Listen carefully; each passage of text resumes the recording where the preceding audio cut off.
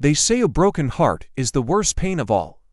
For me, it wasn't just a metaphor, it was the shattering of a future I had built in my mind, brick by painful brick.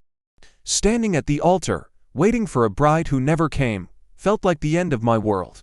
The silence in that church was deafening, filled only with the sound of my own heart breaking. London, the city where we had fallen in love, suddenly felt like a ghost town haunted by memories. Every corner, every pub, every park held a piece of her, a piece of us. I knew I couldn't stay. I had to escape, not just the city, but the man I had become, a ghost in his own life. So, I packed my bags, leaving behind everything but the ache in my chest. My destination, New York City, the city that never sleeps. I figured if I couldn't sleep either, at least I'd be in good company.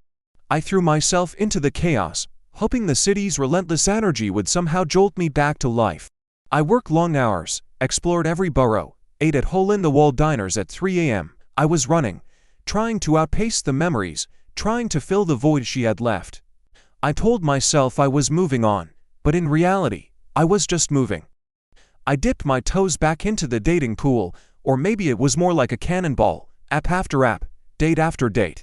There was the artist who only spoke in metaphors, the investment banker who checked her stocks mid-conversation, and the yoga instructor who told me my chakras were misaligned. It was a blur of faces and superficial conversations. Each date felt like a performance, a checklist of questions to see if we fit into each other's pre-written life scripts. But no one saw me. They saw the job, the apartment, the curated profile. The real me, the one who was still picking up the pieces, remained invisible. It was exhausting, a different kind of heartbreak. I was surrounded by millions of people, yet I had never felt more alone. I was ready to give up, to accept that maybe I was destined to be alone. I deleted the apps and decided to focus on myself. I started volunteering at a local animal shelter on weekends. It was simple, honest work, no pretense, no expectations. Just me, a lot of barking, and the unconditional affection of dogs who just wanted a little kindness. One rainy Saturday, while I was struggling to leash a particularly stubborn beagle, I heard a laugh. I looked up and saw her, drenched from the rain, her hair sticking to her face, a warm, genuine smile lighting up her eyes.